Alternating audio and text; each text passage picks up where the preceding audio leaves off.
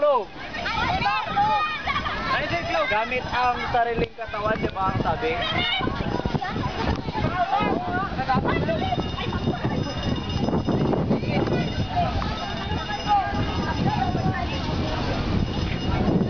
Isipin nyo, ako nga naisip ko eh. Naisip na nga ni Sir Oblak. Naisip ko nga, hindi naman ako nagplano eh.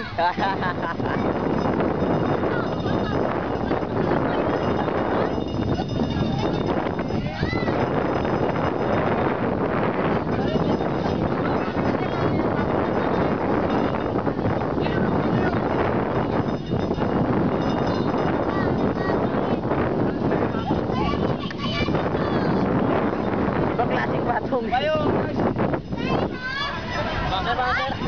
Ayan o, sa likod mo, tirang mo sa likod mo. Ayan o.